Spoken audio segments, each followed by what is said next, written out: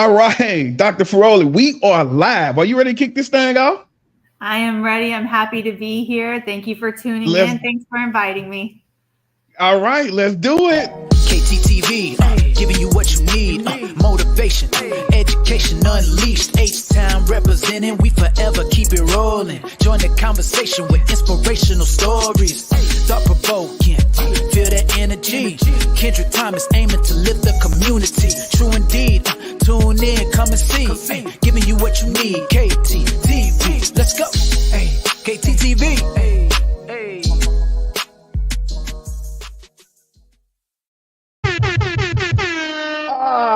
What it do, KTTV? This is KT, and I'm coming at you live with another episode of Education Unleashed. And on tonight's episode, I have the brand new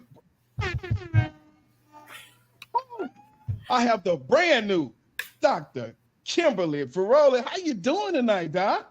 I am fabulous. I'm happy to be here. Like you said, yes, just defending my dissertation. I'm super excited about that and ready to rock and roll.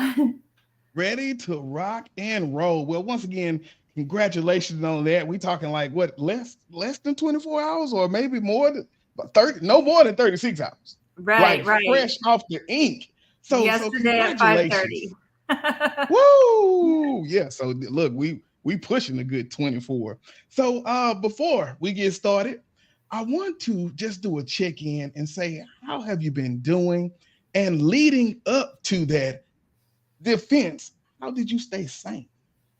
Yeah, so that was like a 6-year process. You know, during that time, we had COVID, we had lots of different learning shifts in our communities. We had people moving all over the place.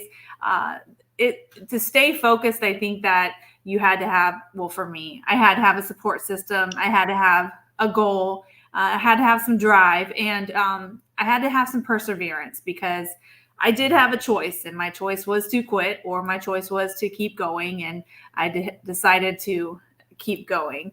So I'm very proud of it. As a teacher, I also want to like model that for my students, especially I teach the upper grade, secondary, 11th grade. And at this stage of their educational journey, they're tired. They just sometimes are like, you know what, I'm done. But I shared with them my personal journey, my obstacles. I keep it real with them. I let them know what I do to keep going and try to encourage them to keep going as well. Yeah, most definitely. I started out high school. I was a football track coach, and I did my internship. So I love being in that high school atmosphere, being able to have those conversations with those kids, because that is the time that you have to kind of get out that motivation. I did a news article a few weeks ago, and it talked about how the engagement was like 58% in elementary, like kids, school. Those same kids that they followed to high school, it maybe dropped out to like 20-25%. So like you say, that's when that parent involvement lessens. So that kid has to be almost intrinsically motivated or have somebody like you to keep putting it in their face. So one of the things that I did that's a little unconventional, but I think it got the point across. One day I took my kids out to the track and I was like, come on, we're walking this track. And they're like, Miss, we don't want to walk the track. It's hot. This ain't PE, all the things, right? I said, no, I have a point. So we walk the track. We get almost to the finish line. I said, okay, I want you to stop. You're done. They're like, no, miss, I'm almost at the finish line. Why are you having us stop? I said, because that's how it is in education. When you want to quit and you're so close, you cannot. So we all lined up and I said, we're all going to walk across this finish line together. That's your graduation. So I think that they needed to see it. They needed to feel it. And then they ended up graduating. So sometimes it is those unconventional things that teachers do to keep our students motivated, to drive home the message that it's not time to give up. It's time to push forward. And that was something fun that we did. Yeah, that is awesome. Like you say, always tying it to real life and giving them those visuals that they can see. So big shouts out to you, Dr. Kimberly Feroli. Thank you. All right. So, all right. Tonight, you all, of course, we have our segments. We have our parent teacher corner. We have our educator spotlight. But right now, I want to get into a little bit of this educational news. Let's do it.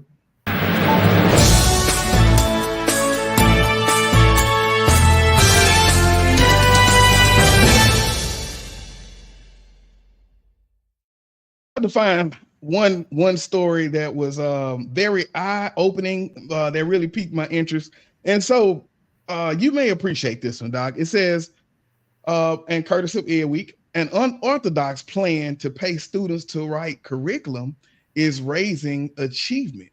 And so this lady named Kate Maxlow, she is a teacher and let's see here, Hampton City Schools, Virginia Eastern Coast, and so what's going on is she's a curriculum specialist, but what she did was she brought in kids they got a grant, and she brought in kids from the high school because she's in elementary. And so what they're doing is she pays the kids up to $19 an hour to be able to come in and give feedback on the curriculum. Let's see what else she say. So she began to overhaul the district curricula in 2016 to address the lagging student achievement. She said half of the roughly 20,000 students are economically disadvantaged. So she realized that student engagement and student voice needed to be a central part of the work. And so after 7 years and hundreds of man hours later, Hampton City has curricula designed with significant student input and classrooms full of activities students hate to miss out on. And so what she does is each year, 15 students are chosen for a 3-week internship to provide feedback, insight, and sometimes lends a hand in crafting classroom materials. Some continue to work even after the school year has begun. In return, they are paid at least $19 an hour, and they have a unique experience to add to their resumes. And so they said some of the work that the interns have done is film videos for elementary schools, explaining and demonstrating math games, including one that asks students to put numbered cards and pairs to add up to 10. They've written passages explaining tricky concepts to younger children in terms that can be easily understood. We know how important that is, such as illustrating differences between goods and services in the context of a Build-A-Bear workshop. They've also suggested books that they've enjoyed to relate the topic to the curriculum. And so one of the quotes that she said, well, these students are really doing a great job. They're doing innovative things that we probably wouldn't have thought about or done without them. And so she said, I wanted my classroom to be the kind of place that was fully engaging for students. Even when I was teaching, I really wanted to push the bounds of what school could be. And I wanted to be more like a home than a factory. That was deep. So what's your thoughts on paying kids to come in and kind of do a little bit of that curriculum when you put on your instructional coach hat? First, I want to say kudos to that teacher, because who else has thought of that? That's an out-of-the-box solution, and she was brave enough to bring that into the classroom. I know that our students teach us things every single day. They teach us how to do like the technologies that we may not be aware of. So why not let them come in with another lens, another eye to see what's working, what's not working. There's a learning pyramid by David Sousa, and students retain 90% of what they learn within 24 hours by teaching each other. And if we're wanting students to learn and to retain that information, she's met the goal. So kudos to that teacher. Most definitely. Like you say, you got to be ground level, especially as things are changing. I remember seeing a commercial and they talked about all of the things in our world that has changed over the years. And then they came to a classroom and they said, like, classroom in the 1800s, classroom in the 2000s, still looks the same. But it's innovative things like that that really turned the needle and really moved the needle, of what's happening in the classroom, because our kids are so different. And so being able to have someone who can really come in and help and kind of put us on that wavelength of what our new younger generation is thinking is powerful. So I just thought that was an awesome story. Yeah, what'd you say? It's also like a partnership. So the kids begin to build that trust with the teachers, and then the teachers begin to build the trust with the students, and then they can collaborate with one another. Just recently, I had one of my students show me all the fun things that my Apple Watch does. And now she's like so eager to show me more. And I think that's a wonderful opportunity for our students to shine and for the collaboration to take place for our students to also grow. So That's a wonderful idea. Maybe I'm going to take that back to my district as well. Yeah, look, that's what we try to do here. Just bring stuff so we can just have people just try this. Maybe it'll change something in the schoolhouse. So awesome work. I just wanted to share that. That is it for the news. Now, what we'll do, take a quick break, and when we get back, we are going to first talk about a little bit more of what the dissertation was about, because I've seen the title and it is very engaging. But then let's get into some more of, I guess, getting into the leadership and moving the needle inside of the classroom. So y'all stay tuned. We'll be right back with Dr. Kimberly Feroli.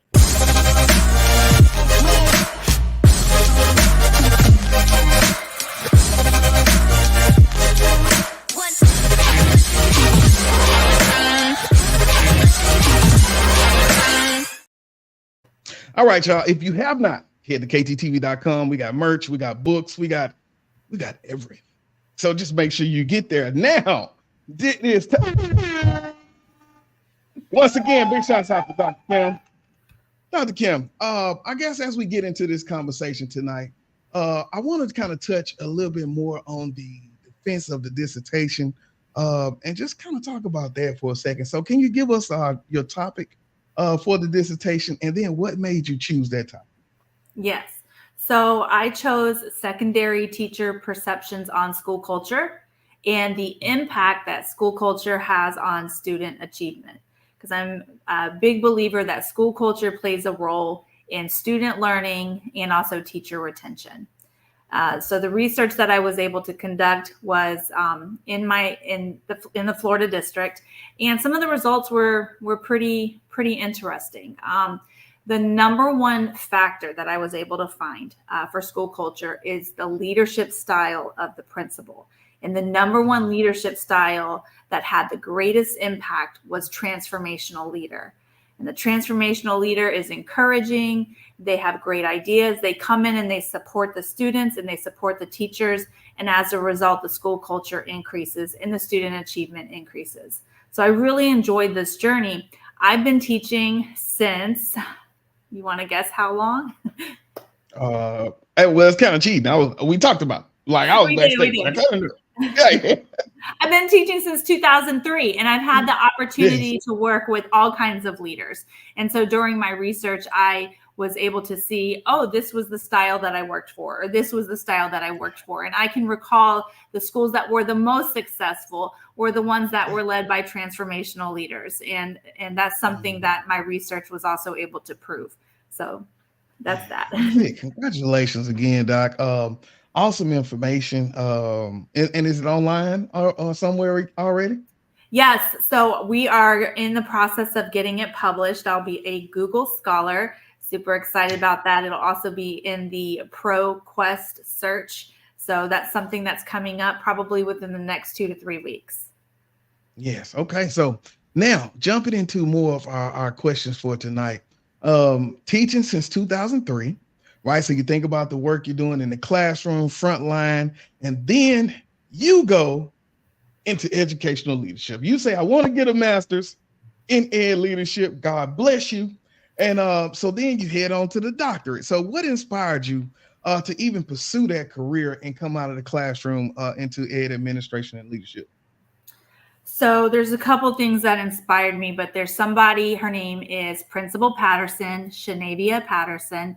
She really pushed me, and she is primarily focuses on women leadership, and she just got me. She was able to push me to the next level, help me to get into the instructional coach position, and gave me the tools that I needed to move forward.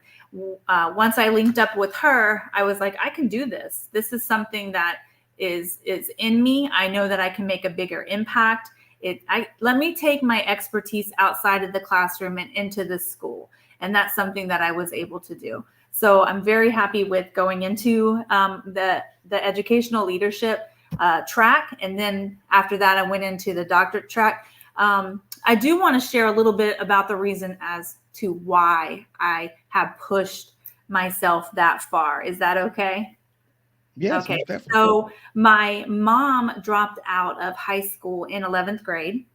And as a result, I decided to become a teacher in the 11th grade. So she sacrificed her education, her high school experience, and my way of honoring her is through my education. So I finished my high school, I finished my college, my master's, and then my doctorate. And I dedicated that to her and her sacrifices. I share that story with my students because I want them to know no matter what they're going through, they have someone like me on their side, and I will be there to push them past that finish line. So that's something my mom did not have. And so as a result, that's something that I try to give back.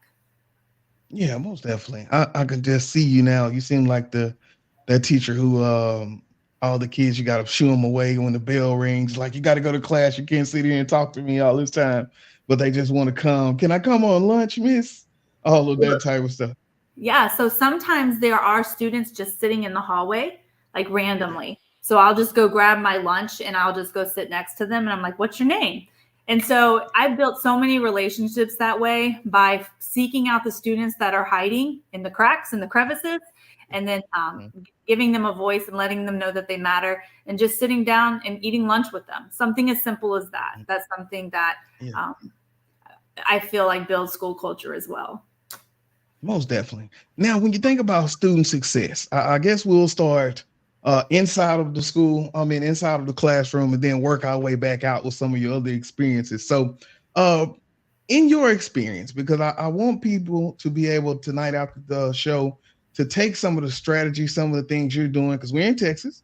And I got ties to Louisiana, so maybe it's a little different down in Florida. So then can you give us some of the most effective strategies that you've implemented since 2003 over the years that lead to student success in your district? Yeah. So the biggest thing I feel like with anybody is you have to meet them where they are. So if I'm wanting to have a student go from like a 6th grade reading level to an 11th grade reading level, I need to meet that student at that 6th grade level and then close the gap. Creating a supporting environment where the students feel safe, that they want to come to my room. One of the things I have in my room, which may seem kind of silly, but it's a mirror. And I have students walk past my room that I don't even know. And then they look in the mirror and they're like, oh, hey, miss. And it's every day. And every day they end up coming back and building that relationship. And a mirror does that. Recognizing individual students, celebrating them, making a big deal out of the small achievements, celebrating their birthdays, having little Valentine's Day parties, whatever it takes to make those students feel like, you know what, I can come into this room, I can relax, and I can learn. I can be myself. She accepts me for who I am. And that's what I would want to tell every teacher. Just make sure that your environment that you're creating is, we can't control the world, but we can control our world. So control the world that you have and make it a positive one. And that's something that I try to do every single day. Yeah, most definitely. Now, one thing that I think about when it comes to, I think you said when you talked about the 6th grade to 11th grade reading level, a lot of the times we have students who may come in 4th grade, 5th grade. How do you work with the teachers in the instructional coach role? Because, when you think about the things that happen in elementary to move those students and those groups and all those pieces, how do you help teachers develop those skills to move those students when they come at such low levels sometimes? There are programs that each district has to help with those students. The thing that I always go back to the very basics. If we're going to read something, I want to know, do you know who, what, when, where, and why? I want to know that you know those things. And if you know those things, then we can build on that. So sometimes they'll get lost in all the words. And it's like, no, we're going to chunk this text. We're going to take, so for example, 3 paragraphs. Let's read 3 paragraphs. Now answer those who questions. Who was it? What was it? When? And then they start to kind of get it. But one of the things that I love doing with reading is making it relevant. So I have a friend, his name is Jonathan Moody. He wrote a book called Olympic Butter Gold. He ended up flying from Texas into Florida, and we bought copies of the book for all of the students. He read some of his poetry. The students wrote some of their poetry, and we merged the two together. And so bringing that text alive, meeting the author, making it relevant, has helped the students learn to read a little bit better too, because they need to be interested in it. We are in a standardized reading environment.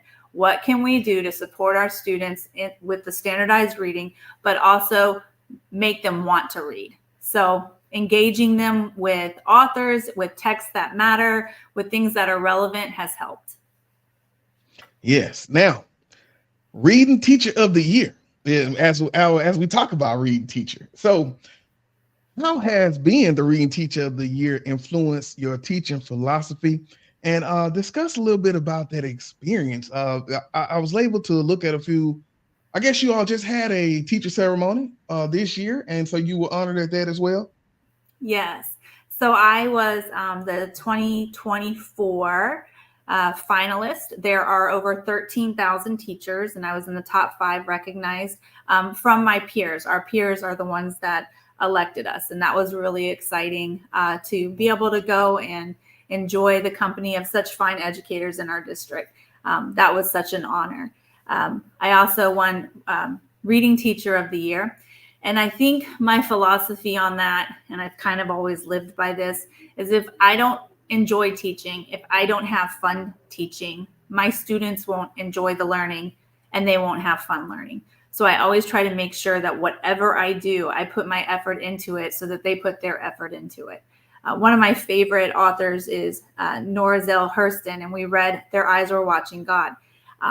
Instead of just reading it, we decided to have a Harlem Renaissance Day. So the students cooked, they brought in their instruments, they shared their talent. That was something that I was able to do to make the book relevant to their lives.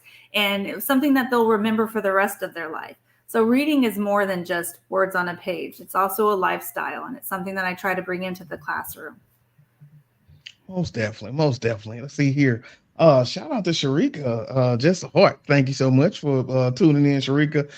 And look, we got to get Bryce in the building. All right. So what we'll do, let's take a quick break.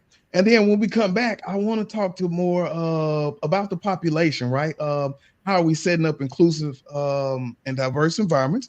But then also talking about how do you support future SPED kids down in your district. So take a break. We will be right back.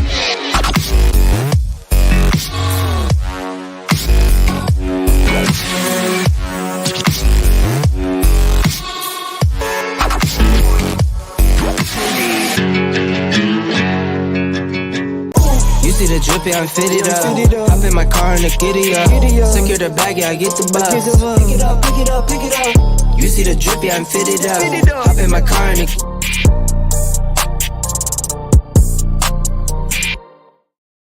and the big shouts out to everybody. Once again, kdtv.com. Look, this is my book. A pencil is the least of my worries. If you have not went and got that, make sure that you go to the website and get that. I wrote, look, this is my first self-published book, Dr. Kim. I wrote this thinking about the population. I was working in a school and it was 98% other than African American. It was about 78% African American population. And so then I said, how do I build the bridge to lower the sympathy, raise the empathy? And so that is one of the things that I did with that book. Wrote the book, and also I got the workbook because I want teachers to be able to write inside of this as they reflect on what's going on in their classes. And so that is the big segue into this. So when you're thinking about creating inclusive learning environments that cater to diverse student populations, what is your approach to that inside of the classroom? But also as you step out of that classroom and put that instructional coach hat on, how do you coach teachers to set up those type of environments as well? Going back to, you have to know your audience. You have to know who you're serving, who your clientele is, what country do they come from, what language do they speak, what barriers do they have, where are they academically. Put together like a baseline of where you're at so you know where you need to go. So for example, right now we have a very heavy Spanish speaking population in our school. That is something that I'm currently trying to learn, and they are graciously teaching me. I'm not sure if it's all the cuss words, but I do think that I've got those down. They are teaching me those. So there's a couple tools that we are using. PowerPoint Translator is a really neat tool. So as I am teaching, it's translating on the board so they can follow along. Another neat app is Microsoft Translator, and that is something that we can use in real time. And I like to do a lot of gamification of my curriculum. For example, Book It is one of the games that we play to make sure that the students are learning, and they sit together, they help each other, and it builds community as well. Another thing that, since I'm a reading teacher, I've used Immersive Reader. Have you heard of that? Yeah. Yes, Immersive Reader is amazing because it translates the reading into any language, and it's especially great for my students that are dyslexic because it can space the words out for them and change the color, change the font size. So just making sure, I kind of look at it like a restaurant. Here's your menu. Let's serve you what you need, and make it the best experience for you. Most definitely. Here we go. Look, I guess that's Principal Patterson right there, right? Yay, that's my coach. Shout out to Principal Patterson. Yeah, she says, congratulations, Dr. Feroli. Let's see. She says, we are so proud of you and your commitment to education and leadership. Most definitely. Most definitely. All right. And we have Ms. Kay Berry. She said, I'm proud of you, Dr. Feroli. You are my inspiration. So big shouts out to the love tonight. Big shout out to everybody stopping through. Most definitely. And I think you touched on it because when you think about the population that we serve, technology is the key, right? Like you say, they coming in.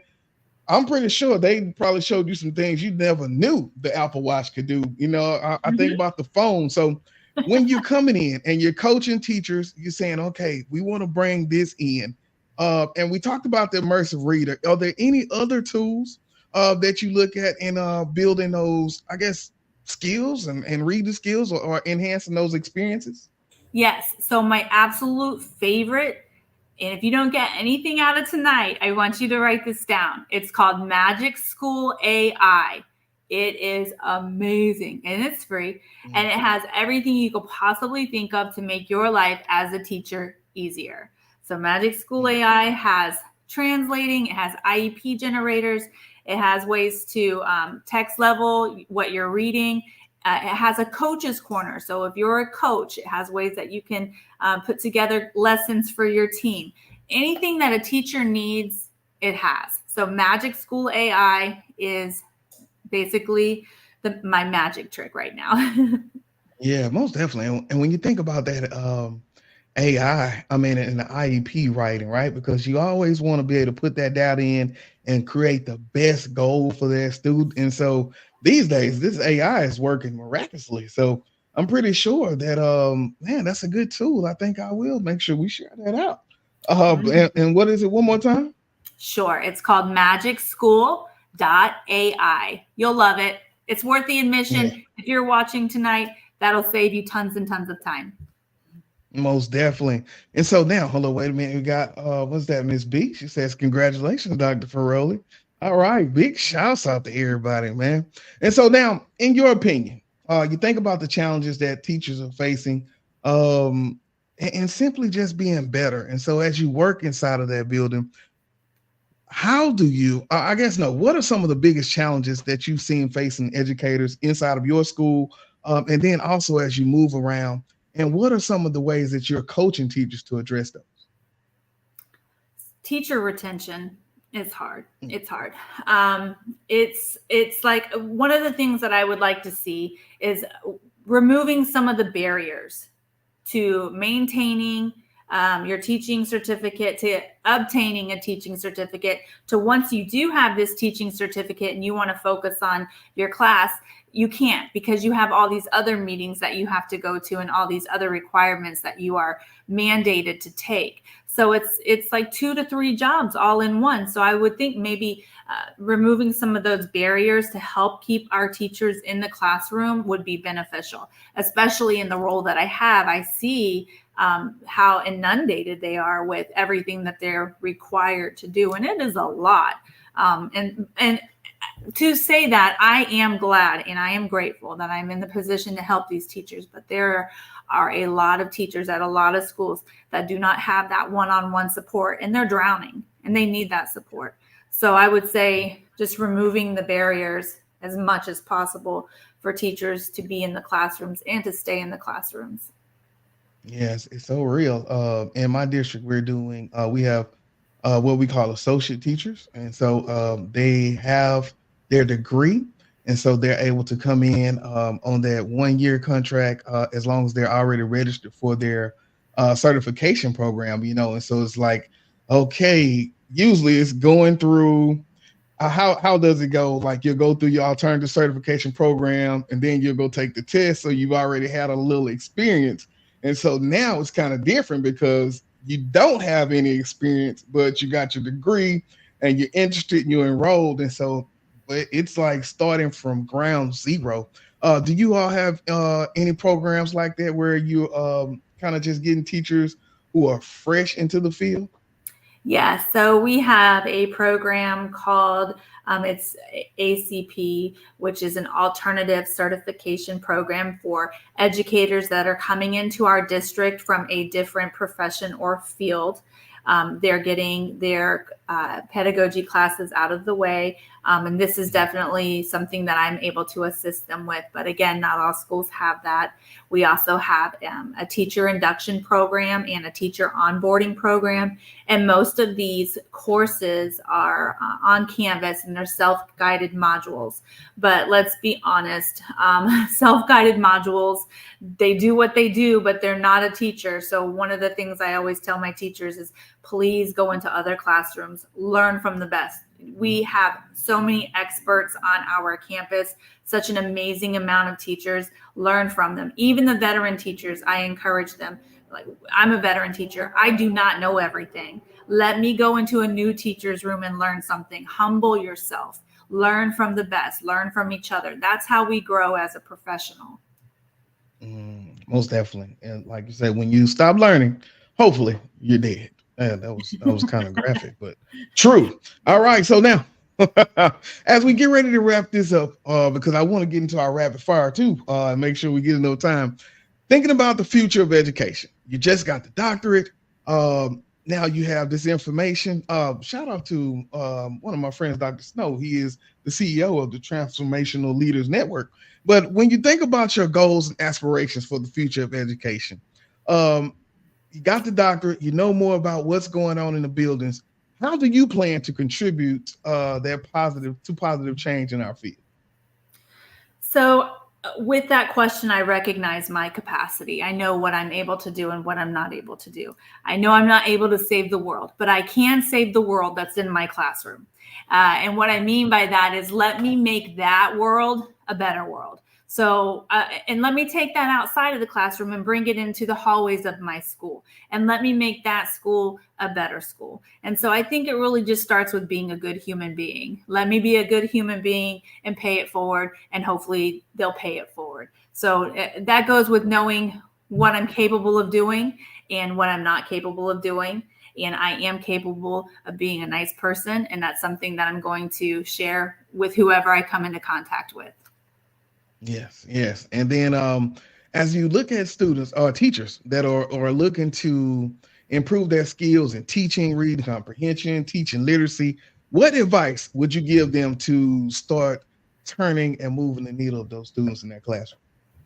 Ask questions. Ask questions. You're not on an island by yourself. No one expects you to know everything all the time.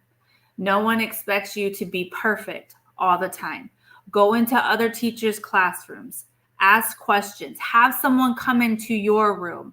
One of the things that I do, I film myself teaching.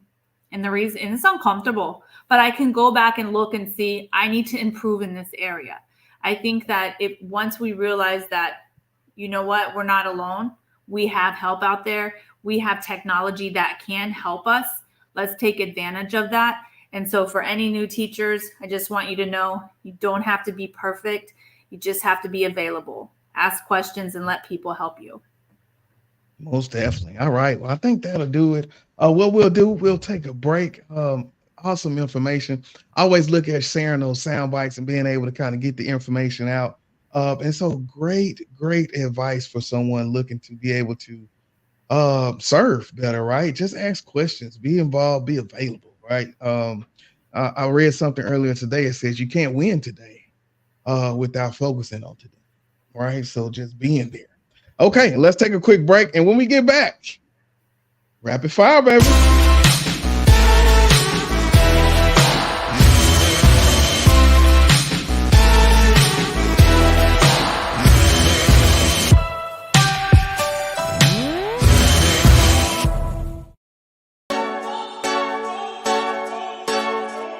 Go hard, or go home, go home, go hard, or go home. Okay, here we go. Doc, don't think about it, just react to it. Now, my friends tell me this when we're in the weight room. It's like 350 pounds on my chest. Don't think about it, just react to it. I want you to keep that same energy right now. Okay, 10 questions. We're going to go through them. We learned a lot about you in the classroom, your instructor, the coach. Now let's learn about Dr. Feroli, the person. Now, the pressure. What's your favorite book? Hey, what's the favorite book you've read recently? I'm kind of How the Brain Learns. I like this book. Look, we'll talk about in the parent teacher corner. We're talking about growth mindset tonight. So that is perfect. Okay. If you could have dinner with any historical figure, who would it be? I like Tom Hanks. I think he's a cool actor. Okay, let's go, big. All right, coffee or tea? I like both, but if I have to choose, I'm going to go with a flavored blackberry mango tea from Chili's. Talk about specifics. Okay. All right. What is your go-to stress reliever? Sleep. Hey, look. You always look. I promise you right now, when we get off, I'm gonna take a nap. I think I'm gonna take a nap. All right, early bird or night owl? And I think I know the answer. I want to know what you think. I'm going to say early bird. Yes, I'm an early bird unless it's the weekends. Yeah. Well, plus high school. What time do y'all take in? So I get there at 7:45. Yeah. See, we rolling out. That means you got to be up like 5 or something. Okay. Well, what's your favorite hobby outside of work? I like white tints because white tints equal fun arts and crafts that I will not find anywhere else. Whoa, wait a minute. White tents. What's that? You gotta break that down. So, like when you're driving down and you see all these white tents and there's like a festival. Okay, there we go. Look, I'm with you on that. Let's go in here and find something that we would never see anywhere else. I love festivals. We're getting ready to gear up for one in a few weeks. If you could have any superpower, what would it be? That's a hard question, but I think to heal. Okay, that was deep. Yeah, a friend of mine said he just wanted to fly. I was like, all right, man, thank you. Beaches or mountains? Beaches. I am from Fort Walton Beach, which is a small beach town, and there's something about a beach that just makes you feel free. Most definitely. Now, this is the one right here. Last question. What is your guilty pleasure TV show? My guilty pleasure TV show. Can I say it? Sons of Anarchy. Okay. See, I told y'all. Look, we just talked to Dr. Feroli. She talked all about being nice, being bubbly. But at the end of the day, she just want to come home and watch people on motorcycles be a little violent. Big shouts out to you, Dr. Feroli. All right, y'all. That is our educator rapid fire section. I hope that you enjoyed that. Like I said, we always like to do a little bit more just to learn more about the guests because I like to humanize us, right? You think about when you're going out and kids see you at the store and they be like, oh, you shop at Walmart? Like, yeah. Has that ever happened to you? Oh, yes, because where I work, they all work. So I'll be going through like Chick-fil-A. Hey, Miss Feroli. I'm like, hey, Target. Yeah. Hey, Miss Feroli. Hey, Walmart. Miss Feroli. Hey. He was like, oh, God. Yeah, I remember when I was doing elementary, man, and I would see my kids in there. I tried to run, but some kind of way they will always sniff me out. It was like, Mr. Thomas. All right, so big shouts out to you. What we'll do, we'll take a break, and then I want to come back and get more into our parent teacher corner. All right, y'all. So we will be right back.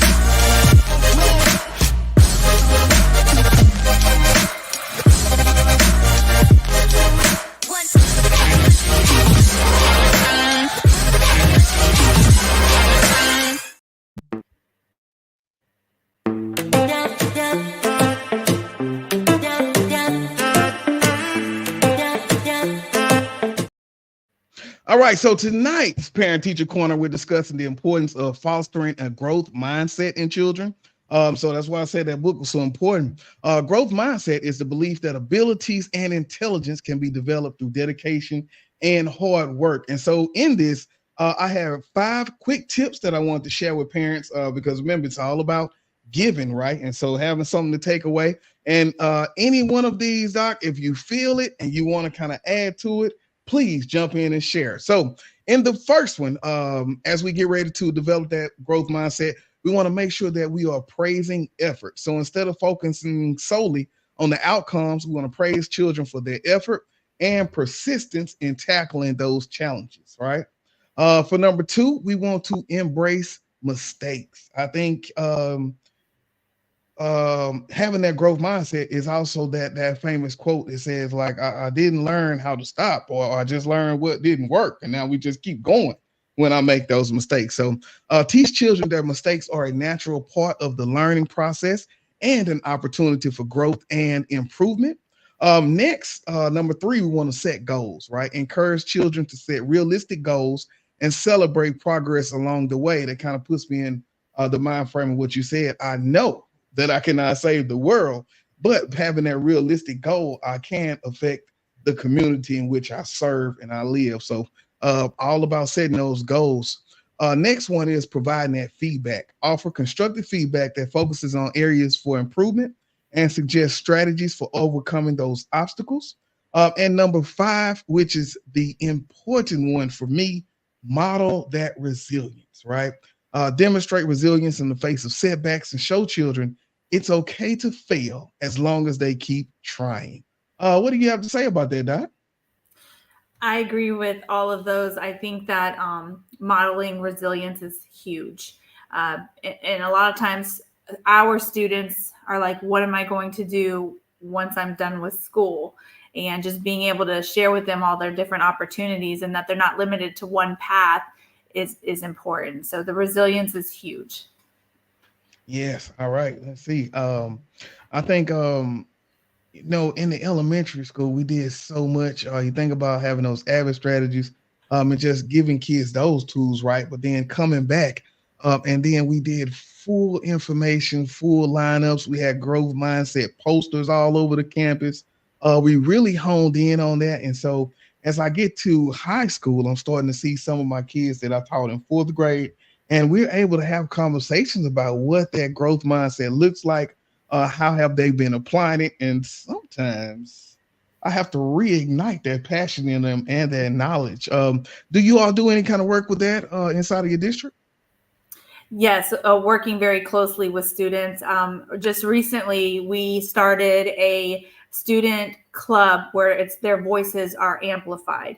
So we have students come in and share what they think is necessary to improve the school, to improve the school culture, and what they're willing to contribute because they're part of the school culture. So amplifying student voices within the environment is a big deal, and giving them the opportunity to share their thoughts and their ideas also empowers them. Most definitely. All right. So just to wrap that up, by instilling the growth mindset in children, we empower them to embrace challenges, to learn from their failures, and ultimately reach their full potential. So together, let's cultivate a culture of growth and resilience in our classrooms and in our homes. And so that is our Parent Teacher Corner. I hope that teachers and parents are able to use that because we know how important that ride home is and all of the conversations that take place during that. And so as you're getting ready to grow, have those kids kind of go through that day, talk about their wins, talk about their losses, and then frame those to show them that tomorrow is a new day. You learn that this didn't work. Come back tomorrow and get it in. All right. So we about to wrap that up. And then we'll come back. But first, we got Kay Berry. Look, she showed more love for you, Doc. All right. One more quick break. When we come back, we have our educator spotlight. We will highlight some teachers. Doc, I'm gonna need you to highlight some of these teachers down here in Florida. We gotta give them their flowers while they still here, Doc. Absolutely. All right, so hey, one quick break, and then we will come back and we'll get it. You see the drippy, I'm fitted up. Hop in my car and the giddy up. Secure the bag, yeah, I get the bus. Pick it up, pick it up, pick it up. You see the drippy, I'm fitted up. Hop in my car and the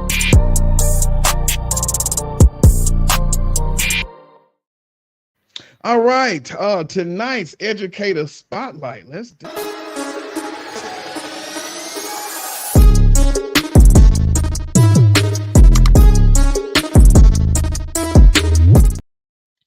Look, is it just me, or did that young lady with the puffs, did she look like she's the real kid in that class? Like it could just go down in elementary class here. Oh my God.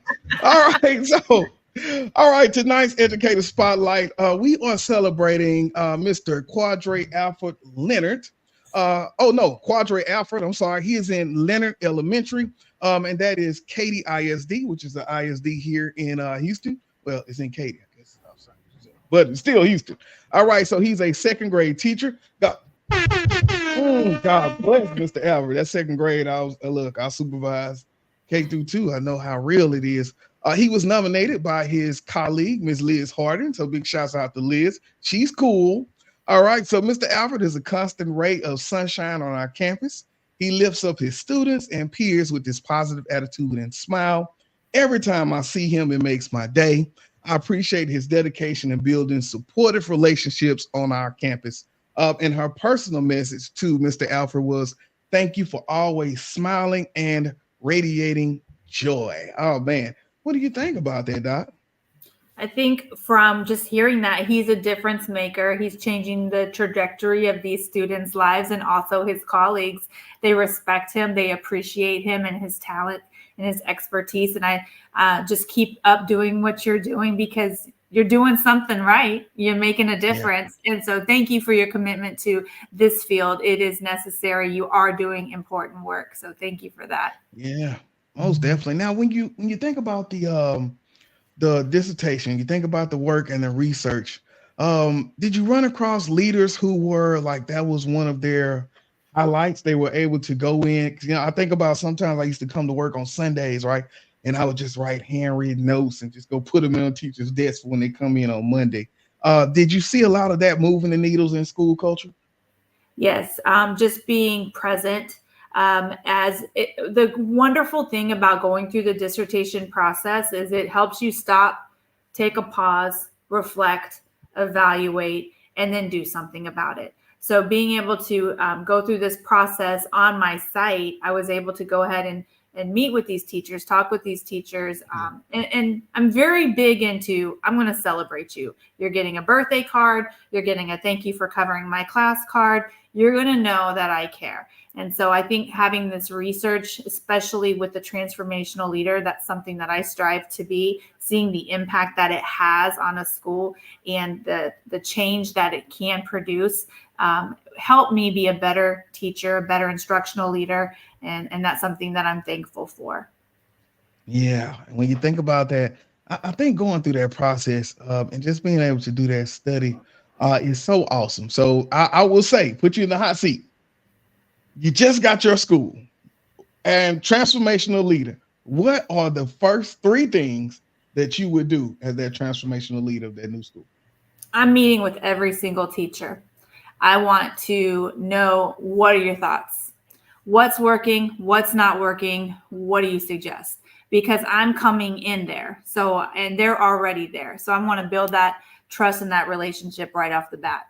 I'm having a parent meeting just for the parents. town hall meeting. I want to meet your parents. I want to talk to you. I want you to know my vision for your children, for this school. Let's make it happen. And then I'm meeting with the students. I want the students to know who I am as a person. I want them to be able to trust me, relate with me. When they see me walking in the hallways, I want them to know that I care. So my first 3 priorities are parents, students, teachers. That's what I'm doing. Man, sound like you already got a little 30, 60, 90 plan written out over there, Dr. Feroli. What's happening over here? I rolled off a little easy. We got to make that happen. Let's go, Hillsborough County. All right, so now we'll take a quick break, and then we'll come back. We'll kind of wrap up and get our final thoughts before we close this out. So y'all gonna get this book one more time because it's out in these streets. You see the drip, yeah, I'm fitted up. Hop in my car and the giddy up. Secure the bag, yeah, I get the bus. Pick it up, pick it up, pick it up. You see the drip, yeah, I'm fitted up. Hop in my car and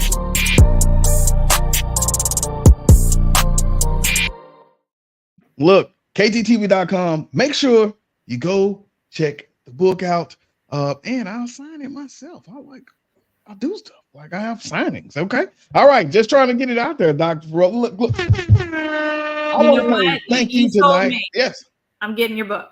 Hey, thank you so much. Look, I promise we got the bundle. I'll send everything to you signed up. It's really, when you think about books that are readers, it's a reader because I start out with the story because you always want to make it relatable. You want to make it real life. And I want you to say, hey, my classroom is like this, or maybe my classroom is not like this, and I need to do something. But then after that, we go into strategies for what it looks like, strategies for improving it, right? So all just a tool that I wanted because I wanted teachers to really reflect and really think about their practices that they use with our young minority males. So thank you for that. I'll be looking for that order now, Doc. Don't be playing with my emotions. All right. So as we get ready to close out, are there any final words, final thoughts that you have for aspiring educators, aspiring reading teachers, or I guess now after the dissertation, any school leaders? Yes. So the work that we do is extremely important. And I do want to leave you with this. Sometimes you're at a school and it's not your fit. That doesn't mean that it's not you. Sometimes we need to go to a different environment to shine because there is fire in us. That is why we are teachers. Take your light and shine where you're appreciated. Don't give up on your dream. Don't give up on your craft. Don't give up on your area of expertise because others cannot see it. Please go to another school and shine there. Stay with the profession. It is worth it.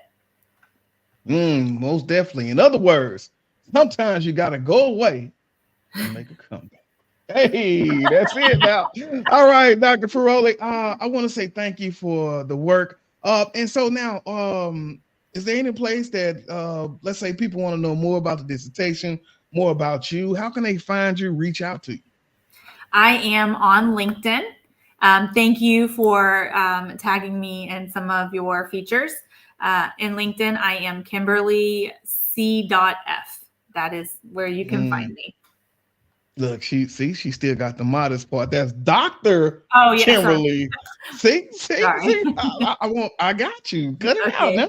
All right, y'all. Well, I want to say thank you to everybody that tuned in tonight, everybody that shouted out Dr. Kim.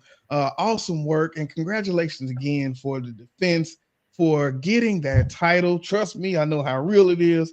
So big shouts out to you and congratulations. All right. Thank you. Most definitely. Looking forward to what happens next. If there's nothing else, now, everybody, put your head down. We're gonna do our benediction. No, I'm just playing. We're not finna pray. All right, but we're about to get out of here, y'all. So once again, big shouts out to everybody that tuned in. I appreciate you all. I love the feedback. I look forward to sharing these clips with the audience. Now, it's time for me to go take that nap. This is KT for KTTV signing out.